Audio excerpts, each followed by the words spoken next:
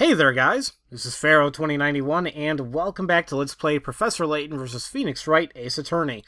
Last time we left off, we began the, second half you want to say, of Chapter 4, and we did find out that Grey Earl is indeed a witch. I mean, oh my god, not a witch, but like a girl. And, well now we want to talk to her about the incident involving Sir Belduke, since we really don't have nowhere else to go with the Layton's case right now, so let's hear what she has to say. At around 1 o'clock at night, I excused myself and left Mr. Belduke in his study. When I called him for breakfast in the morning, he did not respond. The door to his study was locked. A neighbor had come for a visit just then, so we were forced the door open together. All the potions and other concoctions from the study had been confiscated. I wonder if they've been properly stored. Potions and concoctions were confiscated? The victim was an alchemist after all. We were hoping the items confiscated from his study would provide some clues. Besides, such things must not fall into the wrong hands. It may not be standard practice, but it was deemed necessary. The confiscated goods are stored in our secret vault. The only person with access to them is the High Inquisitor, Lady Darklaw. It has caused me great difficulty, but as I have not been able to put Master's research materials in order as a result. The confiscated items shall be returned as soon as Sir Belduke's murder is resolved. I should be looking forward to that. Defense, you may begin the interrogation.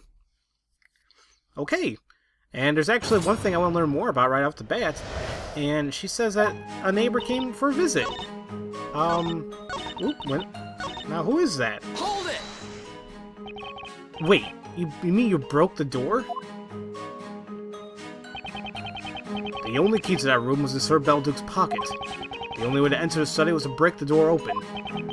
And you managed that with the help of a neighbor who came to visit. Yes, it wasn't a social visit, mind. He came as a patient. A patient? Can you tell me more about him? Objection! The victim's neighbor is irrelevant. He has nothing to do with this case. I think you're pushing it this time. A witness is hardly irrelevant. What's got him so shaken? Looks as if he just had a rush of blood to the head. Mr. Belduke had been making very potent medicines, among other things. We would get people coming from the town at all hours of the day and night asking for them. And yet, in return for all the help Master offered, people would gossip about him dabbling in witchcraft. So you broke the door together with a neighbor? Yes, when I explained the situation to him, he brought over an axe. Then he proceeded to attack the door with great force, smashing it to splinters. I see. By the way, about that neighbor, who was it?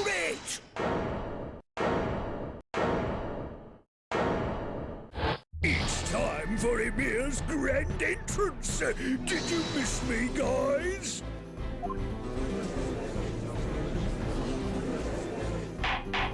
Order! Order! Could it be that it was you who...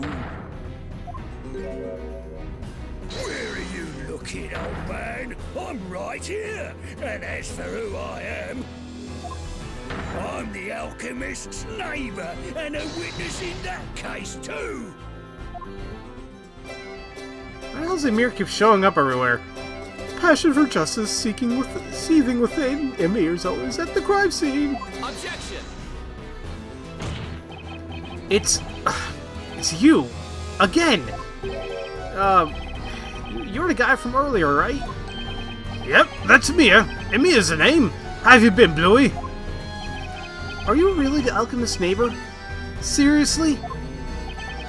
I know, right? Freaky coincidence, eh? But yeah, his house is next to mine. Oh my god. Ridiculed earlier, Emir returns, drinking like a king he never ever learns. That's why I tried to stop you from asking about the neighbor. Huh? Why so cold, Inquisitor Bottom? Unable to hold a steady, cold gaze, Emir drinks fast as if in a daze. And the musician standing next to you. Oh yeah, that's me, Private Bard, Birdley. Alright, musical genius! Hold on, hold on. Oh, dearie, dearie me. Oh, dearie me. Well, no use shutting the stable door after the horse is bolted. Let us move on. Witness, since you're already here, you may as well add your testimony. Testify about what you witnessed on the morning after the crime. You can count on me! Okay, it dawned on me then. The witch cast Familia, just like in this case. Oh wait, so this is a new one, huh? Witchcraft casted Familia just like in this case. No, not just like this case, because we just was told that the Familia gem is fake. Objection! There's something you don't seem to understand here, Mr. Amir. The Familia gem in this witch's scepter is a fake. The gem is useless. Just like this buffoon's testimony. Huh? Therefore, your testimony doesn't hold water. Just like anything else he says. Psh. What? What? Ignored and scorned without credibility. Will majestic Amir now show humility? What? Oh, all over the face. A fake? You should have listened to the trial more carefully. Seriously, you're making all ruckus up there. I mean, you have... Now that this has been dealt with, Inquisitor Bottom, this witch's scepter was not discovered at the crime scene when Sir Beldick was murdered. Is that correct? Indeed. We deduce that Familia must have been used, however. Objection! But that Familia magic gem was a fake. That much has been demonstrated today. What's more, as we've learned from Cracker the Parrot's testimony, the witch used the spell Godor. The fact that there's a green wall at the crime scene corroborates that. Objection! I don't think there's something out there. That wall may well not have been painted green 3 months ago. And besides, no one could have painted past through a portal so small. To be honest, I started wondering, were Sir Layton's and Sir Belduke's murders actually committed by the same witch? Objection! Your Honor, I'd like to remind you that was the Inquisition's claim. Ugh. He's right, though. It's gotta be the same culprit in both cases. And, at the very least, it's possible that the witch used the spell Godor to commit Sir Belduke's murder. What? Well, in that case, I will ask the defense to show us proof. Do you have proof the witch could have used Godor to kill Sir Belduke? And actually, yes, this is something that I wanted to look into when I got the information. If you look at the sketch, the sketch, you can see right here, it's painted green, or something. So, there's that. Now I'm taking a better look at the, scene now, so this catches my eye. This looks exactly like the letter that we had. I'm not really sure if the pentagram thing had to do anything. I have no idea. Check the other ones. This I find odd because they said it's likely blood. But then again, we're not even sure of that. What else? We have the powder. There's no remarks here. There's hand. I don't know what the hell that is. So okay, but yeah, we'll present the crime scene sketch right here. Take that! I'd like you to take a look at these. Aren't those the court illustrator's sketches? As you can see from the sketch, the victim was seated at his desk when he was murdered. And what can you see right behind the victim? A small landscape painting. Oh, thank you, Inquisitor. But there's one point of note. Look closely at the painting. Do you notice anything behind it? Oh, I see it! The wall behind has already been painted green!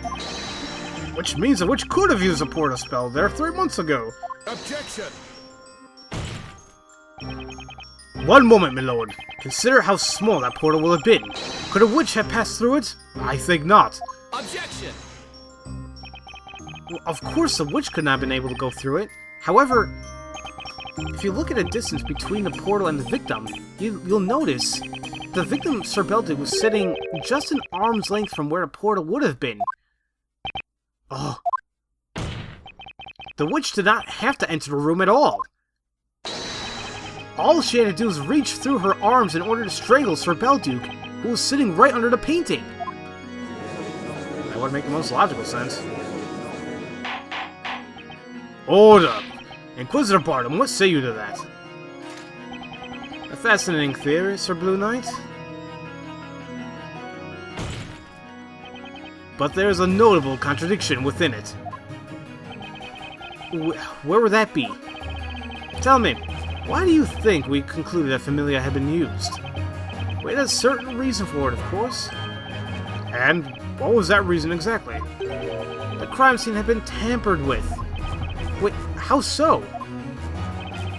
Imagine the circumstances of Sir Belduke's death, and it should become obvious even to you.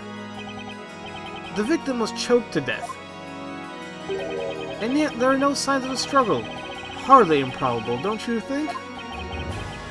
Where are you getting at? Think about it. Can you imagine anyone's just sitting back and letting themselves be strangled? Clearly there should be evidence of a struggle. And since we haven't found any, that must mean the killer erased all traces of a fight from the crime scene. Indeed. That would be the most logical conclusion. Now, surely it would be impossible to do any such thing had the witch only reached inside through a portal.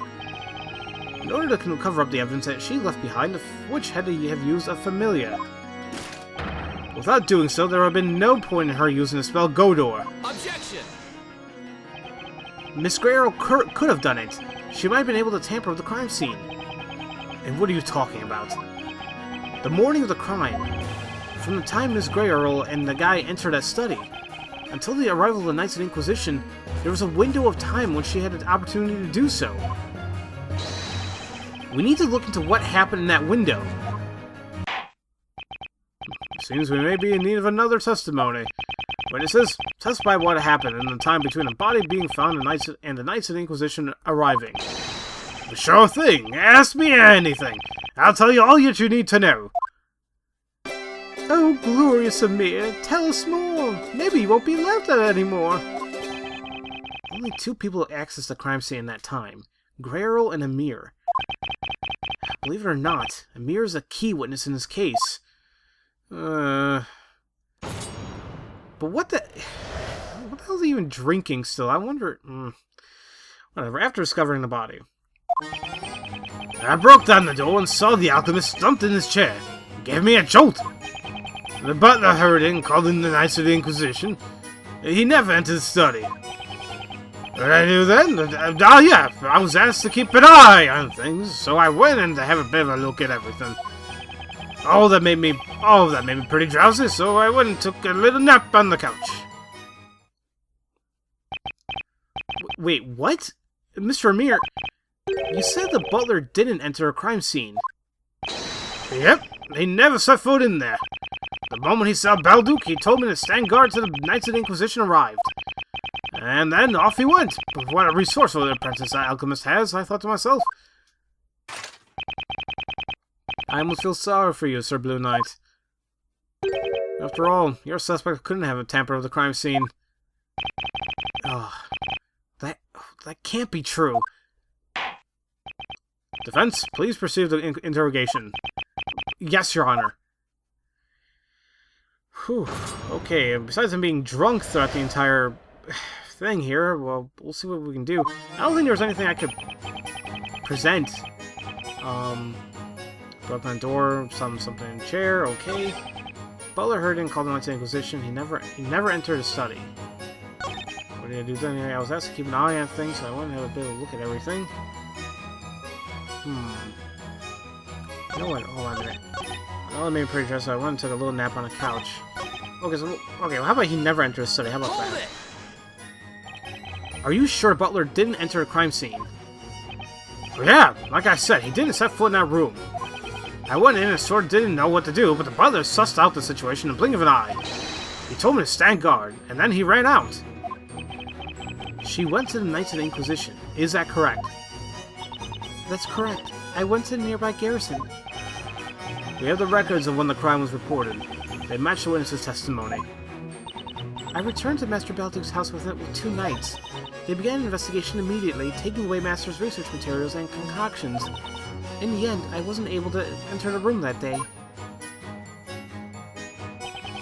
There can be no doubt about it. As she's the alchemist's apprentice, she was under close observation following the incident. I wasn't aware of that. So in the end, she didn't have any access to the crime scene at all that day, huh? By the way, what were you doing at that time? Huh? What, me? And back from being drunk, you have to keep an eye on things. So you went in and have a bit of a look at everything. Okay, what exactly did you see? What were you having a look at? Well, I was asked to take care of the crime scene, wasn't I? So I had to, like, make sure everything was in order. Yeah, I mean, you know. Did someone say something? Oh, okay, never mind. It sounded like I went wild with excitement after being left in a real alchemist's room full of mysterious stuff. I'm sure you did it, Mr. Sticky Fingers. And besides, she asked me to look for something, so I was doing that too. Oh wait, now did someone say something? Oh, ooh, okay. Hang on! Miss Grayrel, you look lost in thought. Oh, were you talking to me? Even she can be caught off guard, if I choose the right moment. You have been listening to Mr. Amir's testimony, haven't you? Yes, I have. He was asked to look for something. It was you who asked him, I assume. Now, what did you tell him to look for? I think you're mistaken. I don't remember making any requests of that sort. Huh? Oi, Bluey! Were you even listening to what I said? It was a lady that asked me. The butler's a guy, you numbskull! Wow. Okay, oh boy. Hey, what's up? Why is everyone looking at me like that? Well, quite a while ago, we learned that the butler, Jean Grayrel, is actually female. What? Now, that's why, when you said a lady asked you to search for something, we assumed it was Miss Grayrel. What? Daydreaming, listening, but not hearing. That look of shock is almost endearing. What? No, why didn't anyone tell me? Do you require a personal notification? You should have been listening to the trial. Knights of the court, squabbling with witnesses most unseemly. What I would like to know now is who was the lady that made the request of Amia? Oh yeah, that was actually Miss,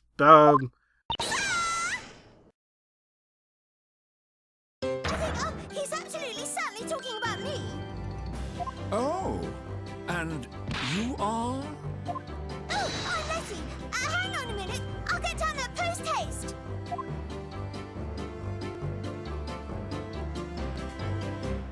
But, Miss Letty, who are you precisely? Me? Who am I? I'm Letty Mailer.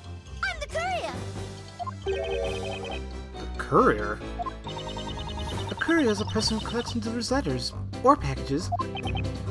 I know. Well, thanks anyways, Bella. I wish you stopped misreading my mind. Hold on, Miss Mailer. Did you mean it was you who irresponsibly made such a request to that troublemaker? Me? Maybe. Yes, I guess so. I asked him to help me find something. Outrageous! Why was I not informed of this? I guess no one told you. Maybe because you didn't ask? Ugh.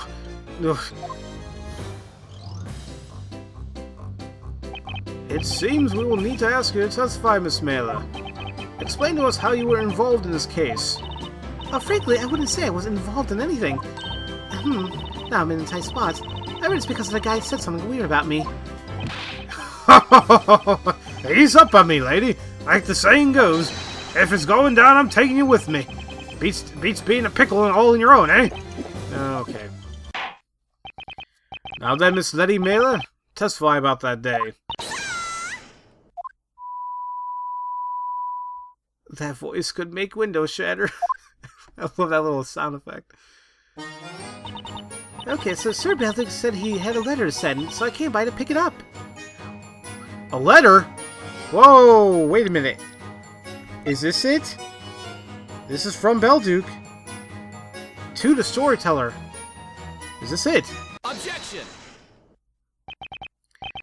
The letter you found that morning, was it by any chance this one here? Oh! Yes, that's the one! But wait, how'd you get it? You're a piece of work, alright? Objection! Hold it! Sir Blue Knight? How did you come by that letter? It just sort of fell into my lap, so to speak. It was the professor who found it, but he doesn't need to know that. Defender, just in what in the world are the contents of that letter? Well, the letter's blank. What? All this fuss over a blank letter. As you can see, there are some sheets of parchment inside the envelope. Indeed, there's no trace of ink on them. What is the meaning of this? Don't forget that Sir Belduke was an alchemist. He may have used some kind of invisible ink to write that letter. Indeed, that would seem the case. About that, it doesn't make sense to me. What? Miss Mailer? The thing is, when I saw that letter, all the pages were full of writing, so you know. Objection! Hold it, witness. You saw the contents of Sir Belduke's letter. I didn't read it. It's just that, you see. Witnesses, this is an important matter. You will need to testify about it. Tell us what you know about this letter. Okay, another new witness testimony. What time am I at? 20. Okay, I think I'm going to go ahead and listen to the testimony, and then next episode we'll go ahead and cross-examine it. So, we'll talk about Sir Belduke's letter. That night, probably about 1 a.m., a maid delivered to Sir Belduke. He was writing a letter at the time. It'll be ready soon, so come pick it up tomorrow morning. And that's what he said. I left to study and wished the butler a good night. Then I went home. I went there again the next morning, as promised. Sir Belduke was... Well, anyway, I looked for the letter. Then, that guy went on was out like a light on the couch. I got a little scared, so I left as soon as I found the letter. I see. So you witnessed the victim write the letter? I wouldn't say witness. That sounds self-legal. The sheets of parchment were on the desk, though. I saw that. And they were covered in writing, margin to margin. But you don't know what the letter was about. Don't do that. Tell you would be a breach of our privacy policy. I can't reveal its contents, or who it was addressed to. Oh, of course, I understand. Frankly, I didn't get close enough to Sir Belduke's desk, I mean, so I couldn't make out what he was writing. Well, in any case, where did you find the letter the morning after the victim was found dead? On a shelf, next to his desk, in a small letterbox. Ah, yes, right there, next to his head. It was a teeny bit scared, though, coming so close to a dead man. So that's where she took the letter from. It was right next to the corpse, huh? And just like I said, I'm like, that looks familiar. But how did she grab it without making footprints, though? Now that the circumstances are clear, we shall proceed to the cross-examination. I'm not sure she could reach over it, so...